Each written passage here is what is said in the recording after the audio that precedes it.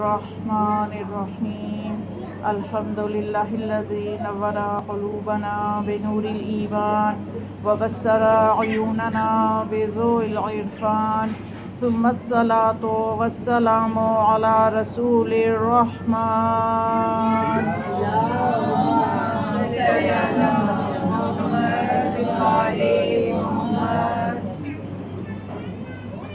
ثم الصلاة والسلام على قاضي دينه ومنفذ أحكامه ومروج الإيمان صلوات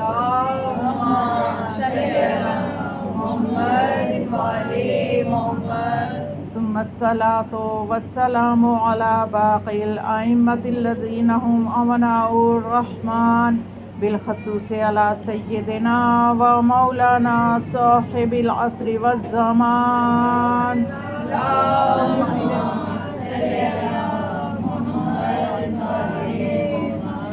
ولعنة الدائمة على أعدائهم أجمعين من يومنا هذا إلى يوم الدين بسم الله الرحمن الرحيم انما وليكم الله ورسوله والذين آمنوا الذين يقيمون الصلاة ويؤتون الزكاة وهم راكعون صلوات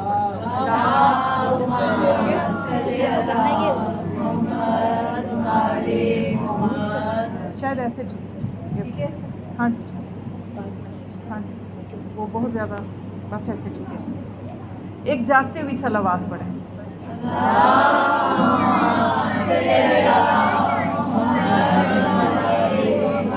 خوشنودی خالق دو عالم صلوات پڑھیں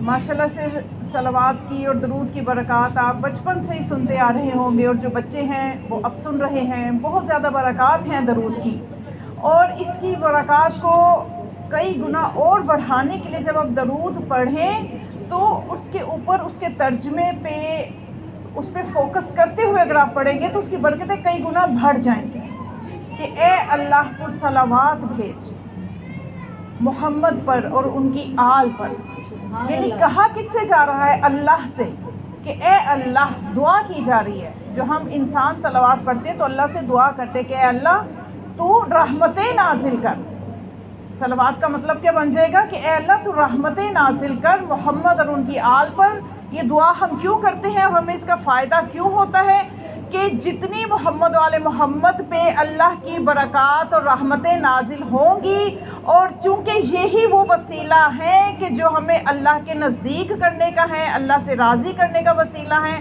تو جتنی ان پہ رحمتیں اور برکتیں زیادہ ہوں گی اتنا ہی ہم اس وسیلے سے زیادہ فائدہ اٹھا سکیں گے اتنی ہی ہماری زندگی میں زیادہ برکتیں ہوں گی اتنا ہی وہ ہمیں زیادہ برکتیں عطا کر سکیں گے جتنی برکتیں اللہ کی طرف سے ان پہ نازل ہوں گی تو چونکہ وہ وسیلہ ہے الخالق اور مخلوق کے درمیان آل محمد جو ہیں وسیلہ ہے قرب کا وسیلہ ہے تو یہ عزاداری جو ہے یہ بھی قرب خدا کا وسیلہ ہے ہم عزاداری کرتے ہیں کتنی برکتیں ہیں اس عزاداری کی میں کہتی ہوں کہ دیکھیے یہ جو عزاداری ہم کرتے ہیں سب سے پہلے ہم یہ سوچیں کہ ہم یہ فرش عزا پہ آ کے بیٹھتے ہیں ہر کوئی اپنے سب کاموں کو چھوڑ کے آپ سوچئے کہ یہ ایام محرم نہ ہو آپ روٹین میں کہیں ایک سے دوسرے دن بھی نہیں جاتے یعنی ایک دن جائیں گے کوئی بھی دنیا کا کام ہو 2 دن جائیں گے تیسرے دن آپ اکتا جائیں گے لیکن یہ مجلس کی برکت ہے کہ اس کے لیے آپ وقت نکالتے ہیں دن ہے رات ہے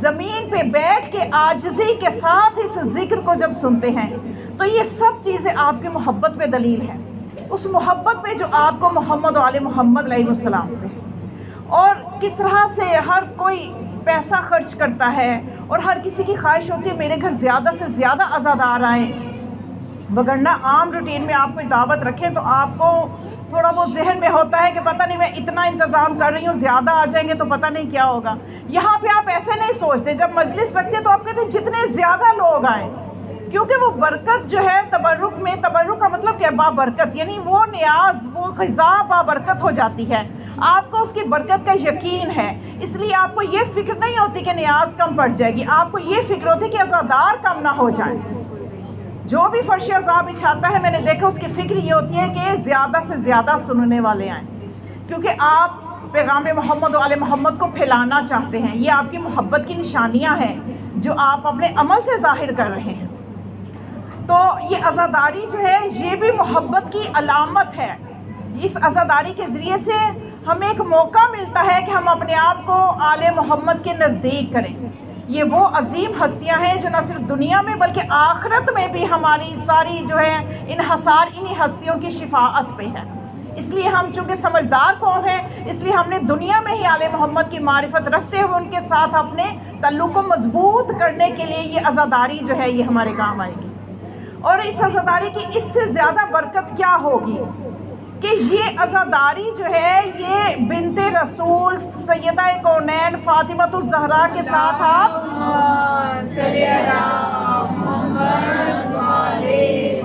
یہ عزاداری کے ذریعے آپ بی بی سے نیکی کر رہے ہیں، جناب سیدہ کے ساتھ نیکی کر رہے ہیں، کیونکہ انہی کی خواہش تھی نا کہ میرے بیٹے کے لیے روئے گا کون، میرے بیٹے کا ذکر کیسے باقی رہے گا، میرے بیٹے کی شہادت کا تذکرہ کیسے ہوگا، میری آل کا کون ذکر کرے گا، انہی کی فکر تھی. تو جب ہم عزاداری کرتے ہیں، فرش عذاب پہ آتے ہیں، ہم بنت رسول کے ساتھ نیکی کر رہے ہیں. اور روایات میں ملتا ہے کہ جناب سیدہ کے ساتھ نیکی کرنے کا اتنا اجر و ثواب ہے کہ جس نے بی بی کو خوش کیا اس نے اللہ کو خوش کیا. تو یہ چھوٹی بات نہیں ہے جناب سیدہ کو خوش کرنا، جناب سیدہ کے ساتھ نیکی کرنا. اگر ایک عام بندے کے ساتھ بھی نیکی کی جائے، عام مومن کے ساتھ بھی نیکی کی جائے تو اللہ اس پہ اتنا اجر دے دیتا ہے. اس سلسلے کی اتنی روایات موجود ہیں کہ میں بس ایک روایت بتا کے بیان کرنا چاہوں گی کہ ایک عام مومن کے ساتھ جب نیکی کی جائے تو اللہ کتنا راضی ہوتا ہے کہ روایت میں ملتا ہے کہ اگر کوئی کسی مومن کی خوشنودی کے لیے اس کو ملنے کے لیے جاتا ہے تو اس نیکی پہ ہی اللہ اس کو اجر یہ دیتا ہے کہ معصوم فرماتے ہیں کہ 70,000 فرشتے اللہ پیدا کر دیتا ہے جو اس کو جنت کی آسائشوں کی خوشخبری سنائیں گے. تو کہاں جناب سیدہ کے ساتھ نیکی، اس کا اجر و ثواب تو ہم شمار ہی نہیں کر سکتے. توجہ ہے نا، جناب سیدہ کے ساتھ نیکی کا اجر و ثواب تو ہم شمار ہی نہیں کر سکتے. یہ ایک مومن کے ساتھ نیکی کہ آپ کسی مومن کی خوشنودی کے لیے اس کو ملنے گئے، اسی میں اللہ نے 70,000 فرشتے پیدا کر دیے جو جنت کی بشارت دیں گے اس بندے کو. تو یہ دیکھیے، بس یہی وہ فکر ہے جو میں دینا چاہتی ہوں کہ ہم نے یہ دیکھنا ہے کہ کیا اس عزاداری کی برکتیں ہمیں مل رہی ہیں کہ نہیں مل رہی. اس عزاداری کی بہت سی فیوز ہیں، بہت سی برکات ہیں، لیکن آپ بس یہ سوچیں کہ وہ فیض جو اس عزاداری سے ہمیں ملنا چاہیے، وہ برکتیں جو اس عزاداری سے ہمیں ملنی چاہیے، وہ مل رہی ہیں یا نہیں مل رہی. سوچیں، ایک فکر ہے. اور یہ دیکھنے کے لیے کہ وہ برکتیں ہمیں مل رہی ہیں یا نہیں مل رہی، ذرا سا غور پہلے یہ کر لیتے ہیں کہ یہ جو عزاداری ہم کرتے ہیں ملت شیعہ، اور تو کوئی نہیں کرتا نا. امت محمد کتنے فرقے، کتنے لوگ ہیں، شیعوں کی تو تعداد بھی کم ہے، لیکن یہ عزاداری کرتے ہیں. اور اس عزاداری کی جو برکتیں ہمیں روایات میں بتائی گئی ہیں بہت زیادہ ہیں. کیا وہ مل رہی ہیں کہ نہیں مل رہی؟ تو اس کے لیے ہمیں پہلے یہ سوچنا ہوگا، یہ غور کرنا ہوگا کہ یہ جو فعل ہم انجام دیتے ہیں یہ اصول دین میں ہے یا فروع دین میں ہے. اصول دین کا کیا مطلب ہے؟ اصول دین 5 ہوتے ہیں نا، توحید، عدل، نبوت، امامت، قیامت. یہ ہے دین کے اصول. اصول یعنی اصل کی جمع، اصل کہتے ہیں جڑ کو، یعنی دین اسلام کی جو جڑیں ہیں. اور کوئی بھی شجر، کوئی بھی درخت آپ دیکھیں جڑوں پہ ہوتا ہے. جڑیں صحت مند ہیں تو درخت صحت مند ہے، جڑیں کمزور ہیں تو درخت مردہ سا ہوگا، پھل ہی نہیں دے گا. ایسے ہی ہے نا. تو اب یہ عزاداری، ابھی ہم نے دیکھنا ہے کہ اسلام کی جڑیں جو ہیں وہ 5 ہیں، توحید، عدل، نبوت، امامت، قیامت. اب اس میں عزاداری تو آئی نہیں. اچھا، کیا یہ عزاداری فروعات دین میں سے ہے؟ فروعات دین سے مراد وہ عبادتیں جو اللہ نے ہم پہ فرض کی ہیں، کیونکہ اصول دین کا تعلق صرف عقیدے سے ہے، اور فروعات دین کا مطلب کہ وہ عبادتیں ہم نے اپنے اعضاء و جوارح سے انجام دینی ہیں. ٹھیک ہے، عقیدے کا تعلق صرف ذہن اور دل سے ہے، اس میں آپ نے انجام تو کچھ نہیں دینا. لیکن جو فروعات دین ہیں ان کو آپ نے اپنے اعضاء و جوارح سے انجام دینا ہے، جو کہ 11 ہے. نماز، روزہ، حج، زکوٰۃ، خمس، امر بالمعروف، نہی عن المنکر، تولا، تبرع، یہ سب چیزیں آپ نے کرنی ہیں۔ تولا تبرع اپنے زبان استعمال کریں گے، امر بالمعروف کے لیے اپنا کردار پیش کریں گے، نماز کے لیے اٹھ کے وضو کریں گے، حرکت کریں گے، نماز پڑھیں گے۔ یہ سب چیزیں ہماری حرکت میں ہے نا، ان میں ہم نے حرکت کرنی ہے۔ ان کا تعلق صرف ذہن سے نہیں ہے کہ آپ نے دل میں نماز کی محبت پیدا کر لی تو نماز ادا ہو جائے گی، نہیں، اٹھنا پڑے گا، وضو کرنا پڑے گا، مصلی تک جائیں گی، رکوع سجود کریں گی۔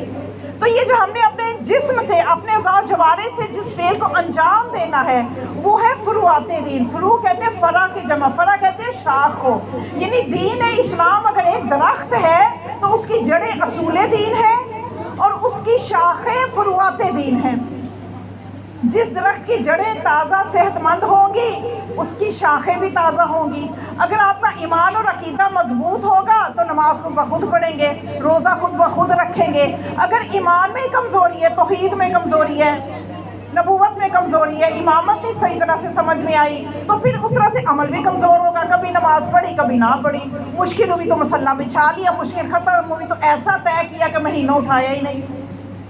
ٹھیک ہے، یعنی اصول دین جب آپ کے دل و دماغ میں اصول دین یعنی آپ کی جڑیں، آپ کا عقیدہ اتنا مضبوط ہوگا وہ آپ کے عمل سے ظاہر ہوگا۔ تو اب ہم نے دیکھنا کہ جو عزاداری ہے یہ نہ تو اصول دین میں آ رہی ہے نہ یہ فروعات دین میں آ رہی ہے۔ میں نے آپ کو گنوا دی، فروعات دین میں گنوا دی، اس میں بھی عزاداری کا ذکر نہیں ہے۔ تو پھر یہ عزاداری کیا ہے جس کو ہم کر رہے ہیں؟ تو دیکھیے عزاداری میں آپ کو بتا دوں، یہ عزاداری جو ہے یہ آب حیات ہے جو دین اسلام کے درخت کی جڑوں کو دیا جاتا ہے۔ اگر جڑوں کو صحیح تازہ پانی ملے گا، جڑیں مضبوط ہوں گی تو پھل بھی اچھا آئے گا، اور اگر جڑوں کو آپ زہر آلود پانی دیں گے تو پھل بھی اسی طرح کے سڑے ہوئے آئیں گے جو کہ انسانی صحت کے لیے نقصان دہ ہوں گے۔ تو یہ ممبر سے جڑوں کو پانی دیا جا رہا ہے، ممبر سے آب حیات فراہم کیا جا رہا ہے دین اسلام کے شجر کو۔ دین اسلام اگر ایک درخت ہے تو اس کی جڑوں کو جو آب حیات فراہم کیا جا رہا ہے وہ ہمارے ممبروں سے کیا جا رہا ہے۔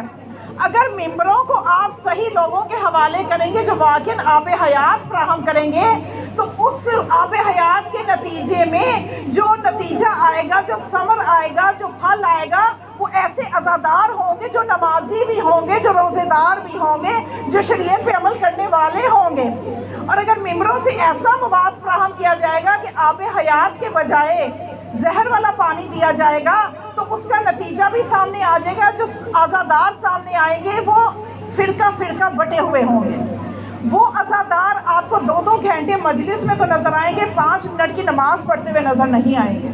تو اس کا مطلب یہ کہ یہ جو جڑوں کو پانی دیا جا رہا ہے اس پہ غور کرنے کی ضرورت ہے، کیا وہ آب حیات ہے یا جو وہ زہر آلود ہے؟ تو یہ عزاداری وہ پانی ہے جو جڑوں کو دیا جا رہا ہے، جو اسلام کی درخت کی جڑوں کو دیا جا رہا ہے۔ عزاداری وہ پانی ہے۔ تو ہم نے کوشش یہ کرنی ہے، ہر مجلس کروانے والے کی یہ ذمہ داری ہے کہ وہ ممبر ایسے لوگوں کے حوالے کریں کہ جو دین کے درخت کی آبیاری اس طرح سے کریں کہ اصول دین، جو دین کی جڑیں ہیں، جو عقیدہ ہے اس کو خراب نہ کریں، جو عقیدے کو آب حیات فراہم کریں تاکہ اس عقیدے کے نتیجے میں جو عزادار بنے وہ فروعات دین پہ عمل کرنے والے ہوں۔ توجہ کی آپ نے؟ پریشان تو نہیں ہو گئے؟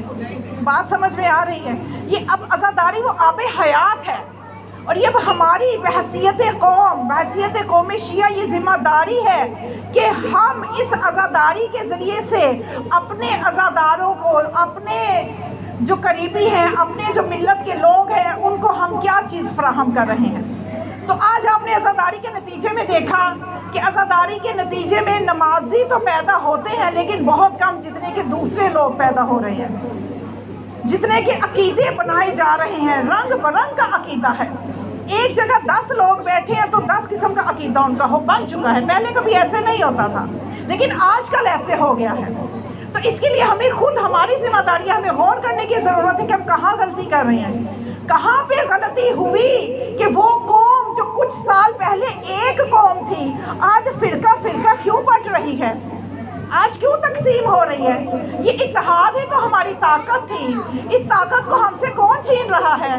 اس پہ ہم نے خود غور کر کے ان چیزوں کو تک ہم نے پہنچنا ہے اور ان کو اپنی عزاداری سے نکالنا ہے تاکہ ہم ایسی عزاداری کریں جس کے نتیجے میں ہمیں ایسا ثمر ملے، ایسا پھل ملے جو صحت مند ہو، جو تازہ ہو، کہ ایسی قوم وجود میں آئے کہ جو ایمان کے ظہور کے لیے کام کرتی ہوئی نظر آئے، ایسی قوم وجود میں آئے کہ جس سے ہمارا رب بھی خوش ہو، معصومین بھی خوش ہو۔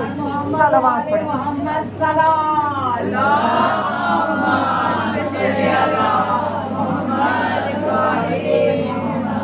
بس اللہ ہمیں توفیق دے کہ ہم جب یہ عبادت انجام دیں اس میں ہمارے پاس خلوص ہو۔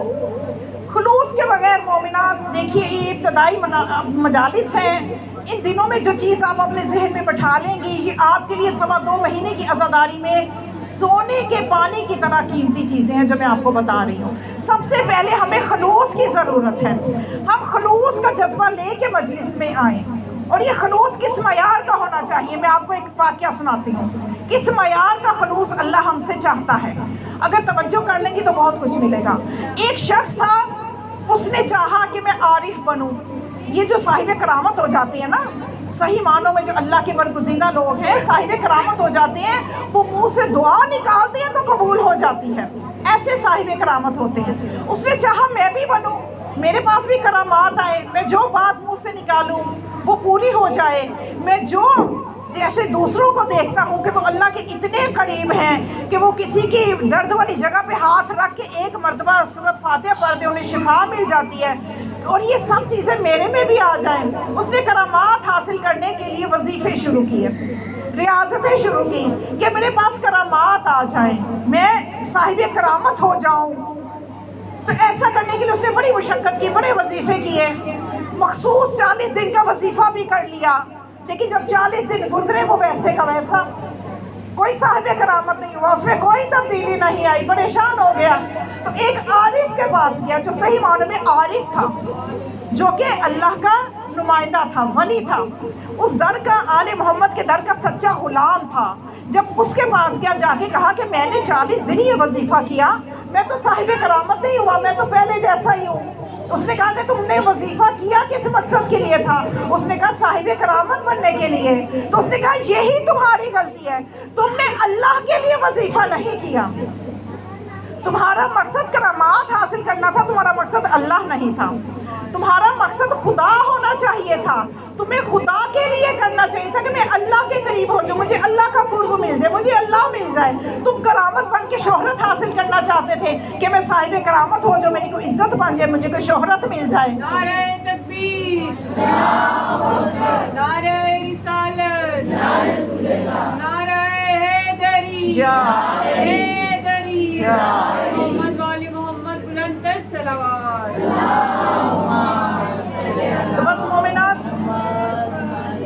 یہی چیز ہے کہ جو ہمیں مجلس کے لیے خلوص کروانے والے کا، سننے والے کا، پڑھنے والے، یہ سب چیزیں جب ہوتی ہیں تو اس مجلس میں ضرور جناب سید آتی ہیں، شک والی بات ہی نہیں ہے۔ تو یہ خلوص جو ہے، یہ آج کل آپ دیکھتے ہیں کہ ماشاءاللہ زیارات پہ بہت زیادہ، پہلے ہی رجحان اتنا نہیں ہوتا تھا، اب تو بہت سے لوگ بہت قافلے جاتے ہیں زیارات پہ۔ تو ان سب کا کیا مقصد ہوتا ہے کہ ہم مولا کی قرب ہمیں مل جائے، مولا حسین ہم سے راضی ہو جائیں، ان کی زیارت کے ضمن میں جتنے روایتوں میں ثواب درج ہوتے ہیں، ایک ایک قدم پہ حج عمرے کا ثواب۔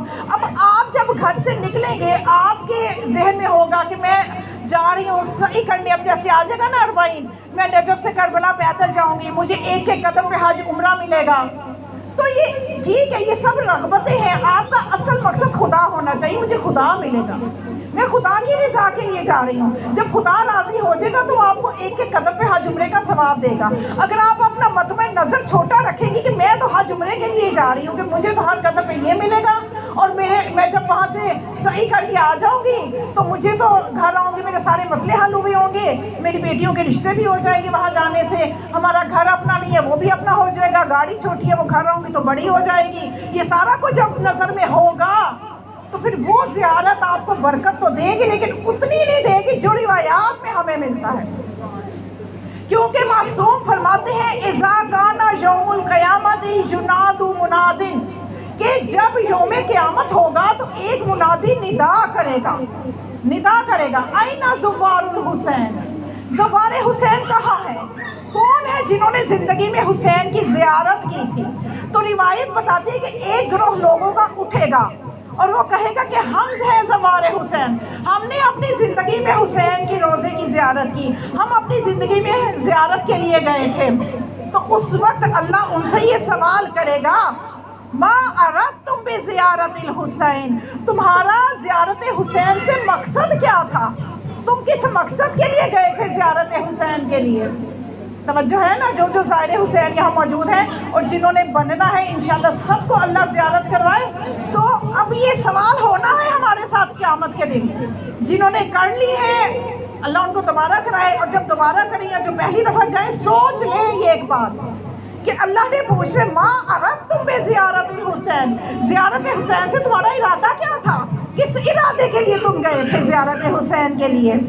تو اس وقت وہ کہیں گے ما اتیناہ الا لحب رسول اللہ ولحب فاطمہ ولحب علی ولحب الحسن، کہ اے اللہ اس زیارت سے ہمارا مقصد صرف رسول اللہ کی محبت تھی کہ وہ ہم سے راضی ہو جائیں، سیدہ ہم سے راضی ہو جائیں، اور جو برادر حسین حسن ہم سے راضی ہو جائیں، علی ہم سے راضی ہو جائیں، یہ سب ہستیوں کی رضا کے لیے ہم گئے تھے۔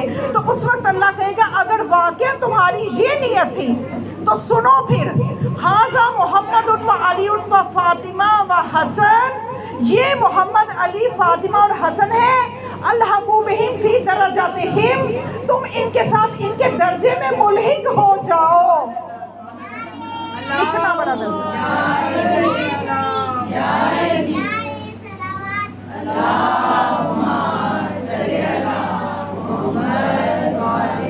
یعنی ان ہستیوں کے درجے میں الحقوا بلواء رسول اللہ، تم رسول اللہ کے پرچم کے نیچے آ جاؤ، تمہارا یہ مقام ہے کہ تم ان ہستیوں کے ساتھ ان کے درجے میں چلے جاؤ، تمہارا یہ مقام ہے۔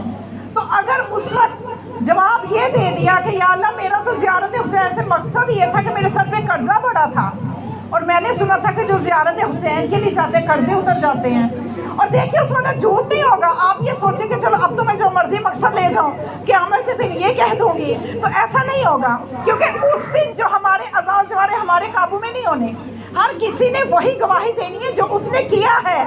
توجہ ہے؟ یعنی ہمارے ہاتھوں نے جو کیا ہے وہ گواہی دیں گے۔ قرآن کی آیتیں موجود ہیں، مجھے تو کچھ کہنے کی ضرورت ہی نہیں ہے۔ توجہ کر رہے ہیں نا آپ کہ اس وقت ہم کہیں کہ ہم اس وقت تو نیت کر لیں کہ چلو زیارت کے لیے چلے، میرے قرضے اتر جائیں، میرے فلاح کام ہو جائیں، اور قیامت کے دن جب اللہ پوچھے گا تو میں کہہ دوں گی میری یہ نیت تھی۔ قیامت کے دن ہمارا جسم ہمارے کنٹرول میں نہیں ہے، جو آپ نے نیت آج کر کے جانا ہے وہی نیت آپ نے کل کو بتانی ہے کہ میں تو اس نیت سے گئی تھی، تو پھر اجر بھی اسی طرح کا ملے گا۔ تو آج اگر ہم مجلس میں آئے ہیں، کل کو قیامت میں پوچھ لیا ما اردتم بمجلس الحسین، کہ تمہارا مجلس حسین میں جانے سے ارادہ کیا تھا، تم کس ارادے سے مجلس میں گئے تھے؟ تو ہم اگر کہتے کہ ہم مجلس میں اس لیے گئے تھے کہ ہم چاہتے تھے کہ ہمارا گھر بڑا ہو جائے، ہم چاہتے تھے کہ ہمارا فلاں پریشانی دور ہو جائے، فلاں مشکل دور ہو جائے، تو پھر ہمیں درجہ بھی ویسا ہی ملے گا۔ قبول تو سب کی ہوگی، یہ مجلس ہے ہی جگہ ایسی، لیکن درجات ہوتے ہیں نا، ہر نیکی کو آپ جس نیت اور معرفت سے کرتے ہو جزا بھی اسی حساب سے ملتی ہے۔ اس لیے کہ مولا فرماتے ہیں کہ قیامت کے دن ہر کسی کو جو جزا ملے گی اس کی بے قدر عقولہم، کہ لوگوں کو جو جزا اور سزا ملے گی ان کی عقلوں کی قدر کے حساب سے ملے گی۔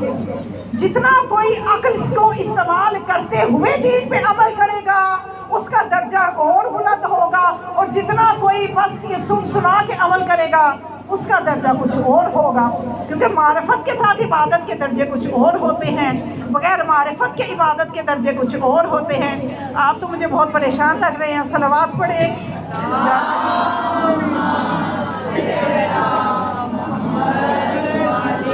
یہ کوئی مشکل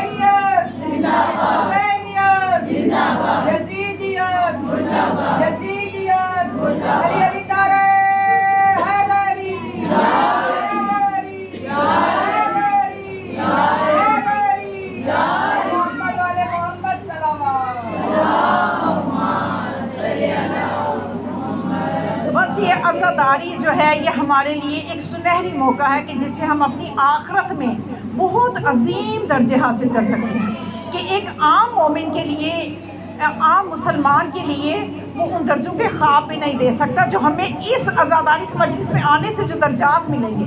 ہم ان ہستیوں کے درجات فی درجات ہیں، ان کے درجات میں ان کے ساتھ ان کی ہمسائیگی میں رہ سکتے ہیں اگر ہم عزاداری کو معرفت سے کرتے ہیں، کیونکہ معرفت کی نگاہ جو ہے، اگر ایک نگاہ معرفت کعبہ پہ پڑ جاتی ہے تو انسان کو کئی سالوں کی عبادتوں کا ثواب ملتا ہے، وگرنہ کئی بدو جاہل تو روزانہ کعبہ کی زیارت کرتے ہیں، کیا ان کو بھی وہ ثواب ملتا ہے؟ وہ ثواب اس کو ملے گا جو عارفانہ نگاہ سے کعبہ کے نگاہ ڈالے گا۔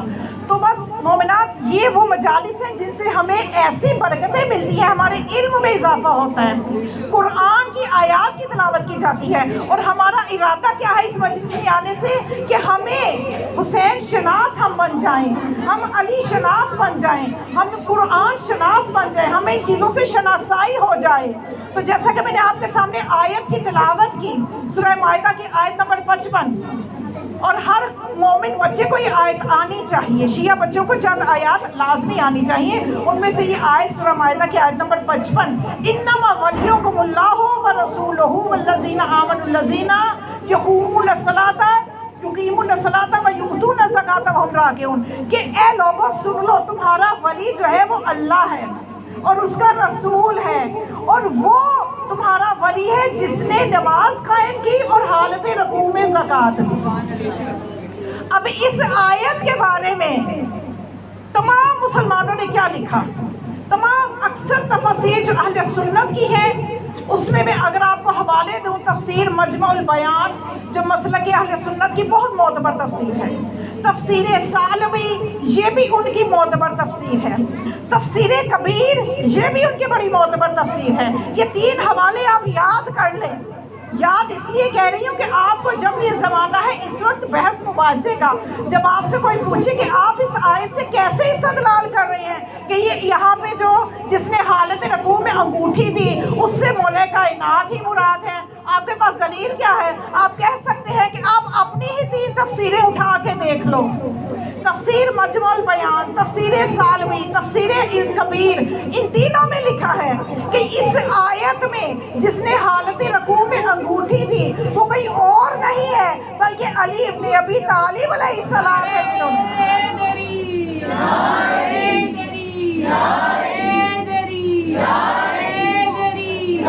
محمد والی محمد بلندر صلوات، بلکہ تفسیر مجمع البیان میں تو یہاں تک تفصیل سے یہ واقعہ لکھا ہے کہ یہ اس وقت کا ماحول کیا تھا جس ماحول میں یہ آیت نازل ہوئی، وہ ماحول کیا تھا۔ تو تفسیر مجمع البیان جو کہ ہماری نہیں، مسلک اہل سنت کی تفسیر ہے، اس میں دیکھ لیں، اس میں یہ لکھا ہے کہ ابن عباس سے یہ روایت ہے، وہ یہ بیان کرتے ہیں کہ چاہے زمزم کے کنارے، جو زمزم کا کنواں ہے نا، اس کے کنارے بیٹھ کے ابن عباس کچھ احادیث بیان کر رہے تھے کہ وہاں پہ ایک شخص آیا جس کے چہرے پہ نقاب تھا، اور جب ابن عباس سے ایک روایت بیان کرتے تھے، حدیث بیان کرتے تھے، تو وہ جو شخص تھا نا جس کے چہرے پہ نقاب تھا وہ بھی ایک حدیث بیان کرتا تھا۔ ابن عباس ایک حدیث بیان کرتے، وہ بھی ایک حدیث بیان کرتا، یعنی ابن عباس تو مفسر قرآن ہے اور ان کو بہت سی احادیث بھی یاد تھی، جو ہی وہ حدیث بیان کرتے ادھر سے وہ شخص بھی اتنی ہی روانی سے نئی حدیث بیان کر دیتا۔ تو اب ابن عباس حیران ہوئے اور کہنے لگے تجھے خدا کی قسم ہے شخص بتا تو کون ہے؟ تو اس شخص نے اپنا نقاب الٹا اور کہا کہ جو مجھے جانتا ہے جانتا ہے، جو نہیں جانتا وہ جان لے اور پہچان لے، میں ابو ذر غفاری بدری ہوں، میں ابو ذر غفاری ہوں۔ تو جب ابو ذر غفاری، چونکہ آپ بھی جانتی ہیں کہ ابو ذر غفاری جو ہے یہ صحابی رسول اللہ ہے، اور یہ وہ صحابی ہے کہ جن پہ رسول کو ناز تھا، اور ابو ذر غفاری نے جب اپنا تعارف کروایا تو پھر ابو ذر غفاری نے کہا کہ میں خدا کی قسم کھا کے یہ روایت بیان کرتا ہوں۔ اب حالانکہ ابو ذر وہ ہے کہ جن کی سچائی کی گواہی خود رسول نے دی، رسول نے فرمایا تھا نا کہ اس زمین کے اوپر اور آسمان کے نیچے ابو ذر سے سچا کوئی نہیں ہے. وہ ابو ذر بھی اللہ کی قسم کھا کے جو روایت بیان کرے گا، سوچیے وہ روایت میں شک کی گنجائش بھی نہیں ہوگی. تو ابو ذر نے کہا کہ میں خدا کی قسم کھا کر کہتا ہوں کہ نماز ظہر ہم مسجد نبوی میں پڑھ رہے تھے کہ اتنے میں ایک سائل آیا اور اس نے خیرات مانگی، سوال کیا. اور جب اس نے سوال کیا، پہلی مرتبہ کیا کسی نے کچھ نہ دیا، دوسری مرتبہ کیا کسی نے کچھ نہ دیا، اور جب تیسری مرتبہ سوال کر کے اللہ سے شکوہ کیا کہ اللہ میں تیرے گھر آیا تھا، مسجد اللہ کا گھر ہے نا، میں تیرے گھر آیا تھا اور خالی ہاتھ جا رہا ہوں، کہ اتنے میں مولا کائنات نے دایاں ہاتھ بڑھایا اور اشارہ کیا، اور چھوٹی انگلی میں جو انگوٹھی تھی اس کی طرف اشارہ کیا. سائل بھی سمجھدار تھا، اس نے وہ انگوٹھی اتار لی. اور ابو ذر غفاری بیان کرتے جب اس نے انگوٹھی اتار لی، جب نماز ختم ہوئی تو رسول اللہ نے دیکھا کہ میرے بھائی نے یہ کام انجام دیا ہے. رسول اللہ کو فخر ہوا علی پہ، اور پہلے ہی زیادہ علی کی محبت ان کے دل میں تھی.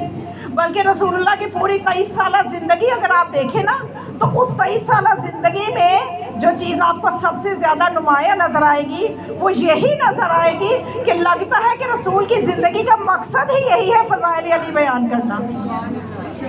جگہ جگہ اپنے بھائی کے فضائل بیان کر رہے ہیں. اور جب یہ اتنا بڑا کارنامہ بھائی نے انجام دیا تو ابو ذر غفاری کہتے ہیں کہ رسول اللہ نے دستے دعا بلند کر دیے، خوشی سے دستے دعا بلند کیے اور یہ دعا کی کہ اے میرے اللہ، میرے بھائی موسیٰ نے تجھ سے دعا کی تھی رب اشرح لی صدری ویسر لی امری واحلل عقدۃ من لسانی واجعل لی من اہلی وزیرا ہارون اخی، کہ اے اللہ تو میری زبان کی گرہ کھول دے، مجھے شرح صدر عطا کر اور میری زبان کی گرہ کھول دے، اور میرے بھائی ہارون کو میرا وزیر بنا دے اور میری کمر کو مضبوط کر اس کے ذریعے سے. اور اے خدا تو نے میرے بھائی موسیٰ کی دعا کو قبول فرمایا تھا، تو آج میں محمد انا محمد النبیوں کا و صفیوں کا فاشرح لی صدری ویسر لی امری واجعل لی علیا وزیرا من اہلی واشدد بہ ازری، کہ اے اللہ تو نے میرے بھائی موسیٰ کی دعا کو قبول کیا تھا، آج مجھ محمد کی دعا کو بھی قبول کر لے، مجھے بھی شرح صدر عطا فرما اور میری اہل میں سے علی کو میرا وزیر بنا دے. میری اہل میں سے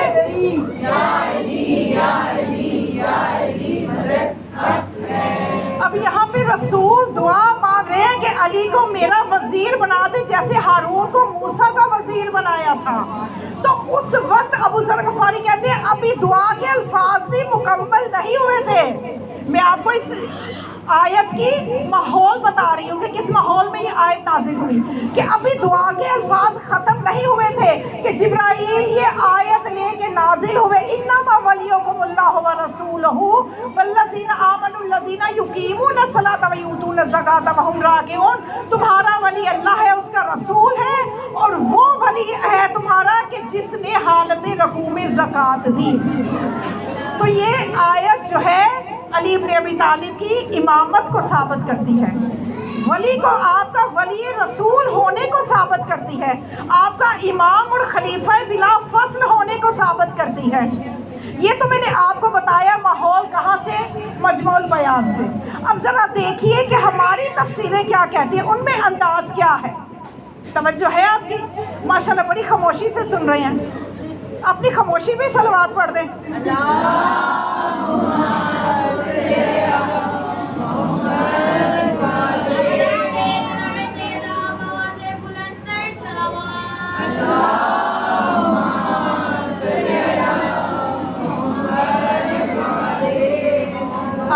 آیت جو ہے نا یہ سورہ مائدہ کی آیت نمبر، میں نے 2-3 دفعہ اپنی گفتگو میں کہا ہے، جو بیدار ہیں تو ذرا جواب دیں. میں نے کیا نمبر بتایا کہ سورہ مائدہ کی آیت نمبر، شاباش، یہ بچیوں کو تو جواب کم از کم ضرور دینا ہے، بچے بیدار ہوتے ہیں.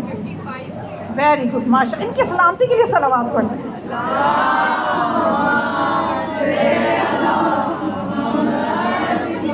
بس معذرت چاہتی ہوں، تھوڑا سا میرا بیدار کرنے کا ایک طریقہ ہوتا ہے کہ جب تھوڑا سا میں دیکھتی ہوں نا کہ توجہ بہت زیادہ ہو رہی ہے تو میں چاہتی ہوں توجہ کے ساتھ تھوڑی سی بیداری بھی ہو جائے. تو یہ ہے آیت نمبر 55. اس کے بعد آگے آئے گی آیت نمبر بولیے 56 آئے گی نا؟ ہاں جی 56 آئے گی. اچھا اس میں خدا کیا فرماتا ہے؟ اب میں نے آپ کو بتانا ہے، ابھی تک میں نے جو آپ کو اس آیت کا ماحول بتایا نا کہ یہ کس ماحول میں نازل ہوئی ہے، یہ میں نے تفسیر مجموع البیان سے بتایا ہے. اب میں نے آپ کو بتانا ہے کہ ہماری تفسیریں کس طرح اس آیت کے ماحول کو بیان کرتی ہیں. ہمارے اور میرے اور آپ کے 5ویں امام محمد باقر علیہ السلام،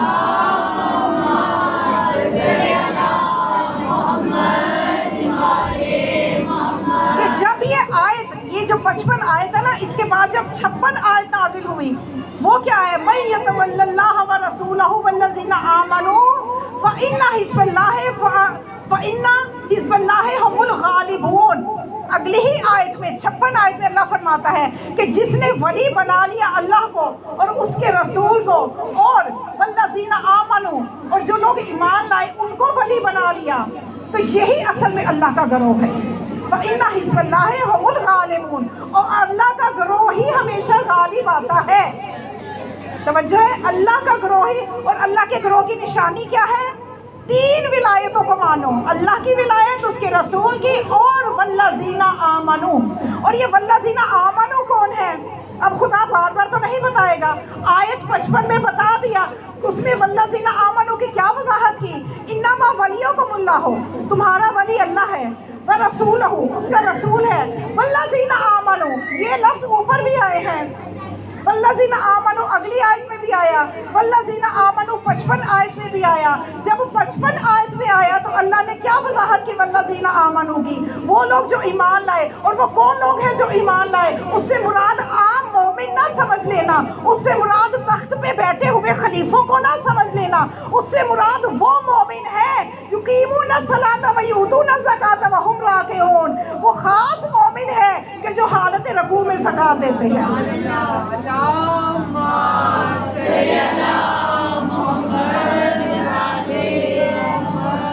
یہ وہ مومن ہے کہ جو اب ہر کوئی قیامت تک کتنے نظر آئے آپ کو کہ جس نے حالت رکوع میں زکات دی ہوگی؟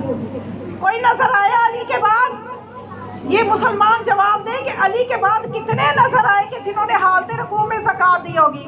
خلیفہ دوم نے خود یہ فرمایا کہ میں نے جب دیکھا کہ علی نے حالت رکوع میں انگوٹھی صدقے کر دی تو میں نے 40 انگوٹھیاں صدقہ کی، میرے لیے کوئی آیت نہیں آئی. اس کا مطلب کوشش کی گئی کہ کاش ہمارے لیے بھی آیتیں اتر آئیں. علی نے تو ایک ہی دفعہ انگوٹھی دی تو آیت اتر آئی. اب یہ جو آیت اتری تو یہ مسلمانوں کو ہضم ہی نہیں ہو رہی، ہضم ہی نہیں ہو رہی. مجھے اور آپ کو تو ہضم ہو گئی، کیوں؟ ہم تو علی سے محبت کرتے ہیں، اور ہم نے جو دین سیکھا، ہم نے جو دلائل سیکھے، قرآن سے سیکھے، روایات سے سیکھے، ہم نے معصومین کے در سے روایات لی، ہم نے معصومین کے در سے دلائل لیے. اب جنہوں نے معصومین کے در سے نہیں لیے وہ پریشان ہو گئے، آیت ہضم نہیں ہو رہی، سوچ میں پڑ گئے کہ علی نے حالت فقر میں، کیونکہ علی کے گھر میں غربت ہے، علی کے گھر میں ان دنوں غربت ہے، تو علی نے انگوٹھی صدقے میں دے دی. یہ کیسے ہو سکتا ہے؟ یعنی انہوں نے چاہا کہ آیت کے شان نزول کو آگے پیچھے کر دیں، کسی طرح سے علی سے ہٹا کے کہیں اور منسوب کر دیں، لیکن اللہ نے بڑے پکے انتظامات کیے قرآن میں اس آیت کو علی کی شان میں ہی ثابت کرنے کے لیے. اور روایات میں آپ دیکھیے کہ اب جب یہ اعتراض کیا کہ علی کے گھر میں غربت ہے اور یہ انگوٹھی صدقے میں دے رہے ہیں، بھئی علی کے گھر کے کسی فعل کو تو آپ سمجھ نہیں سکے. پہلے آپ نے روٹیوں پہ اعتراض کر دیا کہ بھئی جب وہ آیتیں سورہ دہر کی اتری تو کیا ہوا تھا؟ واقعہ کیا تھا کہ اس گھر کے سب لوگوں نے منت مانی تھی کہ حسنین شریفین تندرست ہو جائیں گے تو ہم روزہ رکھیں گے. جب وہ تندرست ہو گئے، گھر والوں نے روزہ رکھا. گھر والوں میں تھے کون؟ گھر والوں میں تھے کون؟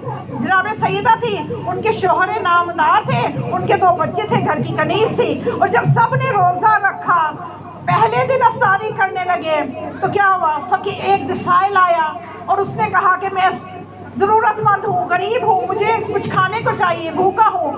سب نے اپنے آگے سے روٹیاں اٹھائی اور دے دی. تب بھی ان لوگوں نے اعتراض کیا کہ بھئی 2 یا 3 دے دیتے، باقی مل کے کھا لیتے. سب نے کیوں دے دی؟ اچھا اس کے بعد جناب سیدہ نے وہ جو جوں کے 3 حصے تھے، واقعہ تفصیلی ہے، بس میں مختصر کر رہی ہوں، وہ جو جوں یہودی سے لیے تھے 3 حصوں میں تقسیم کیے، دوسرے دن جو دوسرا حصہ تھا جوں کا اس کو پیس کے روٹیاں بنائی، دوسرے دن جب روزہ رکھا پھر ایک اسیر آ گیا، اس نے کہا کہ میں قیدی ہوں، مجھے کچھ کھانے کو دو، اس وقت بھی اہل بیت نے سب نے اپنے حلقہ کے کنیز نے بھی اپنے روٹی اٹھا کے سب نے دے دی اور ایسے ہی سو گئے۔ تیسرے دن جب آپ نے پھر روزہ رکھا اور اسی طرح سے ایک یتیم آ گیا، یتیموں و مسکینوں و اسیرہ، یہ 3 لوگ آئے تھے نا، 3 کیٹیگری ہمیں قرآن نے بتائی ہیں، ان تینوں کو روٹیاں دے دی، قصہ ختم ہو گیا۔ اور یہ جب آیتیں اتر آئی تو لوگوں نے پھر پریشانی کا اظہار کر دیا کہ بھئی یہ سب نے کیوں روٹیاں دے دی، سب نہ دیتے۔ تو بھئی دیکھیے جس گھر کی روٹیاں سمجھ میں نہیں آ رہی، انگوٹھی کہاں سمجھ میں آئے گی؟ علی شہنشاہ، حسین بادشاہ، علی شہنشاہ، حسین بادشاہ، نعرہ حیدری، یا علی یا علی یا علی مدد حق ہے، نعرہ حیدری، یا حیدری، یا محمد وآل محمد، بلند کر صلوات۔ تو جس گھر کی روٹیاں دینا امت کی سمجھ میں نہیں آیا کہ کیسے انہوں نے روٹیاں سب ہی دے دیتے تھے، کیوں دے دیتے تھے، کیسے دے دی، تو وہاں انگوٹھی کہاں سمجھ میں آئے گی؟ اور وہ انگوٹھی جو مولا کائنات نے دی تھی، ایک روایت کے مطابق جناب سلمان کی انگوٹھی تھی۔ یعنی آپ جب اس گھر کی خیرات کا انداز نہیں سمجھ سکتے تو اس گھرانے کی معرفت ہمیں کیسے ہو سکتی ہے؟ اندازے خیرات ہی سمجھ میں نہیں آ رہا اس امت کی۔ تو اب یہ جو میں آپ کو بتا رہی ہوں، جو آیت اتری ہے نا، اس کے 2 ماحول ہیں۔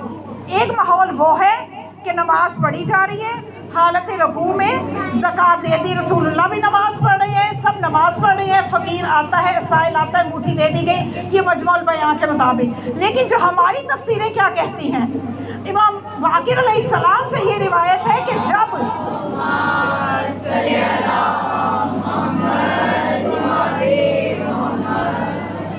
کہ ایک مرتبہ رسول اللہ کے پاس کچھ یہودی آئے۔ ابھی دیکھیں 5ویں امام کیا روایت کر رہے ہیں اسی آیت کے لیے، توجہ کیجئے گا کہ 5ویں امام فرماتے ہیں کہ جب رسول اللہ کے پاس کچھ یہودی آئے، عبداللہ بن سلام ابن سوریہ، یہ وہ لوگ تھے کہ جنہوں نے اسلام قبول کر لیا۔ تو جب یہ اسلام قبول کر کے رسول اللہ کے پاس ایک دن آئے اور آگے کہنے لگے، یا رسول اللہ ہمیں یہ بتائیے کہ موسیٰ نے یوشع بن نون کو اپنا نائب بنایا تھا، اپنا وصی بنایا تھا، آپ اپنے بعد کس کو اپنا وصی بنا رہے ہیں؟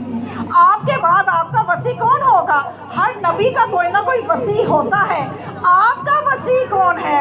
تو جب رسول اللہ سے انہوں نے یہ سوال کیا تو اس وقت جبرائیل یہ آیت لے کے نازل ہوئے، انما ولیکم اللہ و رسولہ، یہی والی آیت لے کے جبرائیل نازل ہوئے کہ تمہارا ولی اللہ ہے اور اس کا رسول ہے، اور وہ لوگ جو نماز قائم کرتے ہیں اور حالت رکوع میں زکوٰۃ دیتے ہیں۔ اب رسول اللہ کے پاس جب یہ آیت پہلے پہنچی، اب یہ روایت جو آپ 5ویں امام سے سن رہے ہیں، اس میں آیت پہلے پہنچی۔ جب یہ آیت پہنچی تو پھر رسول اللہ فوراً مسجد کی طرف گئے کہ کون ہے جس نے حالت رکوع میں زکوٰۃ دی ہے، گرچہ جانتے ہیں لیکن اپنے صحابہ کو بتانا چاہتے ہیں، فوراً مسجد کی طرف گئے، دیکھا تو ایک سائل خوشی سے واپس آ رہا تھا، اس سے پوچھا کہ تم کہاں گئے تھے؟ اس نے کہا میں مسجد میں گیا تھا۔ پوچھا کس لیے؟ کہنے لگا سائل ہوں، سوال کرنے گیا تھا۔ تو پوچھا آپ نے کہ کچھ ملا بھی کہ نہیں؟ کہنے لگا ہاں انگوٹھی ملی ہے۔ تو آپ نے فرمایا کس نے دی ہے؟ کہنے لگا وہ جو نماز پڑھ رہا ہے۔ آپ نے پوچھا کس طرح سے دی ہے؟ کہنے لگا حالت رکوع میں دی ہے۔ تو آپ نے جب مولا کائنات کی طرف اس نے اشارہ کر کے بتایا کہ وہ جو نماز پڑھ رہا ہے اس نے حالت رکوع میں مجھے انگوٹھی دی ہے، تو رسول اللہ نے نعرہ تکبیر خوشی سے بلند کیا۔ نعرہ تکبیر بلند کرنا تھا کہ آپ نے فوراً اعلان کر دیا کہ اے جتنے نمازی یہاں موجود ہو، اے نمازیوں سن لو، میرے بعد علی میرا وصی ہے، علی میرا خلیفہ ہے۔ تو جب مسلمانوں نے یہ سنا تو مسلمانوں نے خوشی سے نعرہ لگایا، رضیت باللہ ربًا وبمحمد نبیًا وبعلی ولیًا، کہ آج ہم راضی ہو گئے کہ اللہ ہمارا رب ہے، محمد ہمارا نبی ہے اور علی ہمارا ولی ہے۔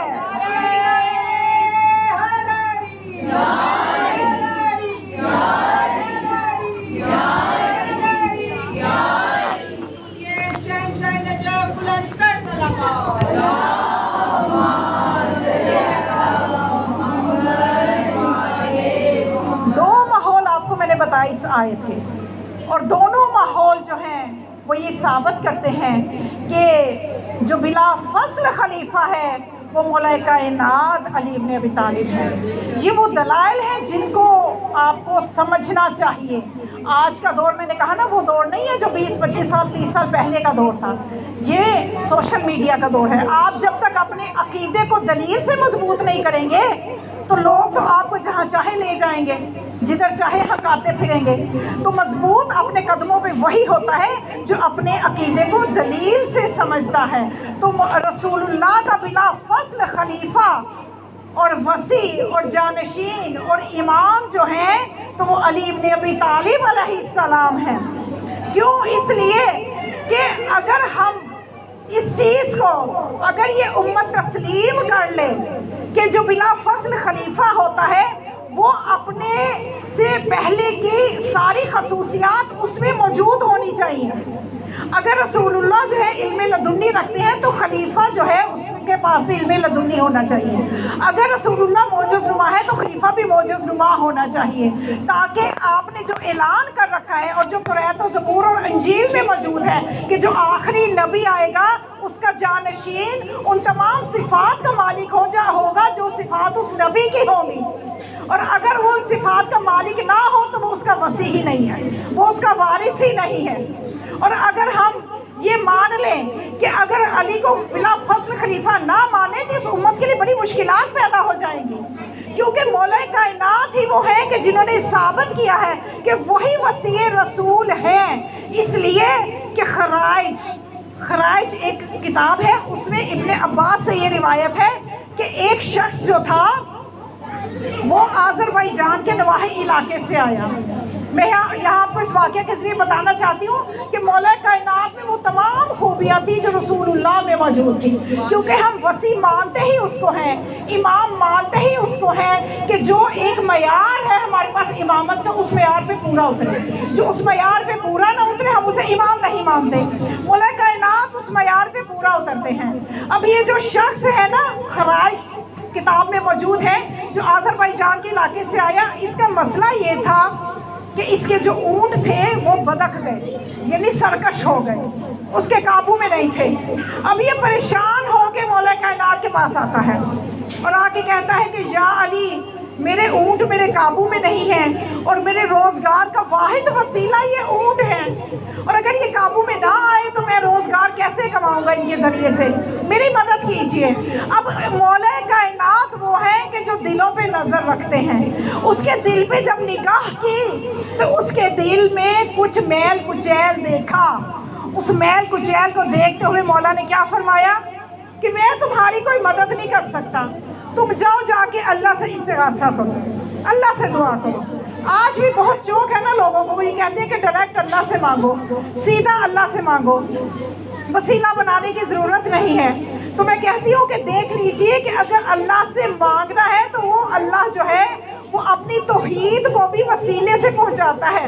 قل هو اللہ احد، اے رسول ان کو بتا دو اللہ ایک ہے، بغیر وسیلے کے تم اپنی توحید نہیں منواتا تو بغیر وسیلے کے ہماری سنے گا کیسے؟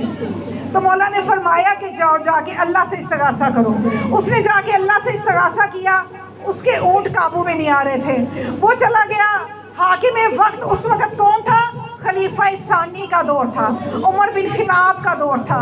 تخت خلافت پہ خلیفہ متمکن ہے، رسول اللہ کا جانشین بن کے تخت پہ بیٹھا ہوا ہے۔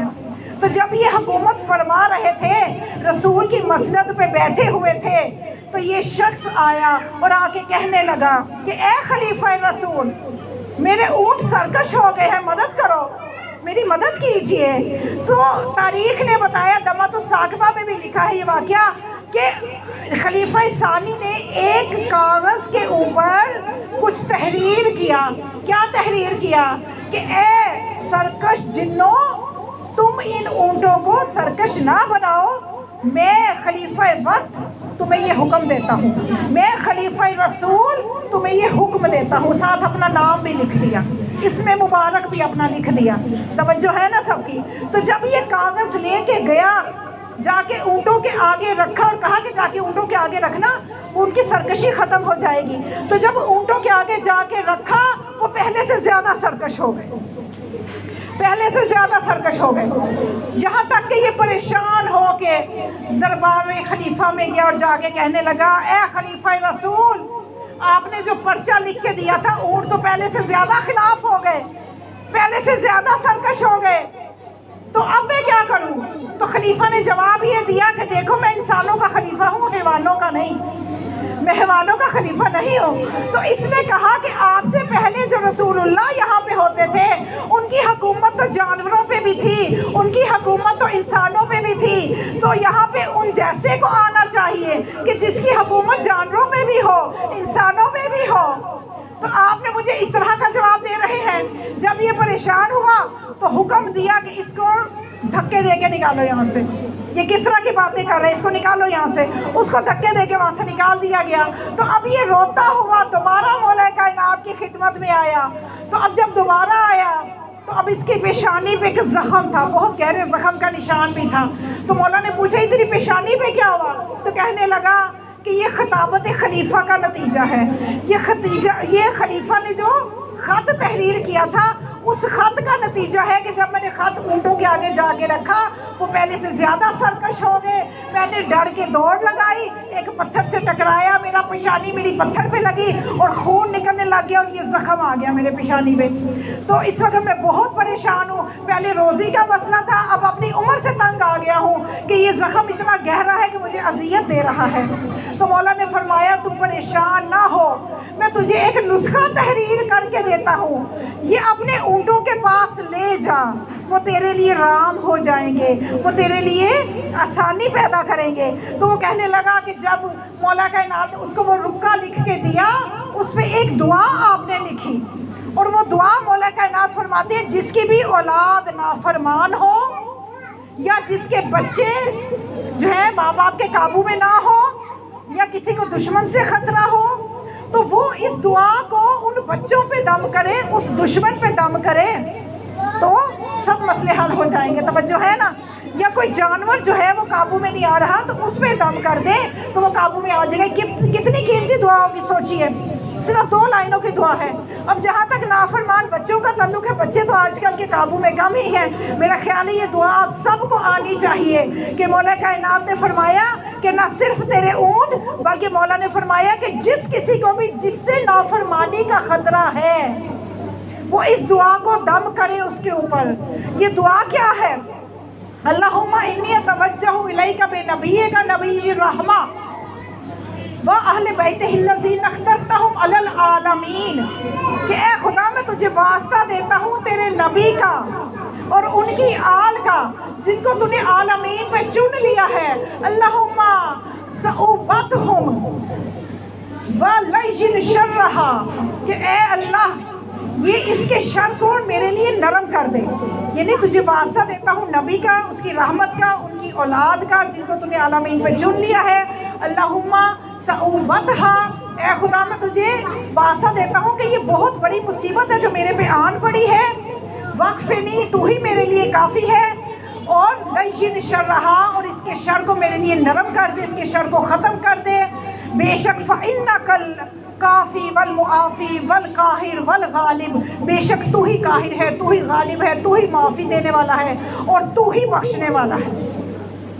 یہ دعا تھی، یہ کوئی بہت مشکل دعا نہیں ہے، اگر آپ کو اس وقت یاد نہیں ہوتی تو میں نے آپ کو کل بھی بتایا تھا کہ میرا یوٹیوب پہ چینل ہے خانم زینب عمران نقوی کے نام سے، میں جب یہ ویڈیو روز کی اپلوڈ کر دیتی ہوں، کل والی بھی میں نے کی ہے، آج والی بھی کر دوں گی، تو اس میں دعا میں لکھی ہوئی رکھوں گی، اس میں سے بھی آپ یہ دعا دیکھ سکتے ہیں۔ اب یہ دعا بہت مشکل نہیں ہے، اگر آپ اپنے بچوں کو تابع دار کرنا چاہتے ہیں پانی پہ دم کر کے انہیں پلا دیں، بچہ پاس بیٹھا ہے آپ دعا پڑھ کے اس پہ پھونک مار دیں، اس پہ دم کر دیں، تو بہت مشکل تو نہیں ہے کہ آپ کے بچے آپ کے تابع دار ہو جائے، آپ کو اور کیا چاہیے۔ تو یہ دعا ہے جو کہ مولا کائنات نے لکھ کے اس کو دی کہ جاؤ اپنے اونٹوں کے پاس لے جاؤ۔ تو جب یہ دعا لے کے گیا تو 1 سال کے بعد یہ سننے میں آیا کہ وہ بہت مالدار ہو چکا ہے، اور وہ ایک وقت ایسا آیا کہ وہ دوبارہ آیا مدینہ میں اور مولا کائنات کے لیے بہت سے تحائف لے کے آیا، بہت مال و دولت لے کے آیا۔ تو جب مولا کی خدمت میں حاضر ہوا تو ابن عباس نے یہ جو کہ روایت کی ہے، تو ابن عباس کہتے ہیں کہ میں نے دیکھا کہ وہ مولا کو جس وقت تحائف پیش کر رہا تھا تو مولا نے اس سے پوچھا بتا تیرے ساتھ ہوا کیا، وہ جو پرچے پہ میں نے دعا تمہیں لکھ کے دی تھی اس نے کیا اثر کیا؟ تو آگے سے کہنے لگا، سنیے گا آپ کو لطف آئے گا، وہ آگے سے کہنے لگا کہ مولا میں کیوں بتاؤں، آپ ہی بتا دیں، کیونکہ اب اسے معرفت ہو چکی تھی کہ یہ جس در پہ میں آیا ہوں یہ غیب کا علم بھی جانتے ہیں، یہ جانتے ہیں میرے ساتھ کیا ہوا ہے، وہ جو دل کا میل کچیل تھا وہ اتر چکا تھا، اب اسے مولا کی معرفت ہو چکی تھی۔ کہنے لگا مولا آپ ہی بتا دیجئے۔ تو پھر مولا نے فرمایا کہ تو جب تم وہ پرچہ لے کے گئے تم نے وہ پرچہ دور سے سارے اونٹوں پہ پڑھا، اور جو ہی تو نے پڑھا وہ اونٹ بیٹھ گئے، اس کے بعد تم ایک ایک اونٹ کے پاس گئے اور جا کے وہ دعا پڑھتے رہے، وہ اونٹ اپنا سر جھکاتا رہا یہاں تک کہ وہ آج تک تیرے تابع فرمان ہے کہ جس کی، اور ان میں اتنی برکت آ گئی جس کی برکت سے تیرا رزق بڑھ گیا۔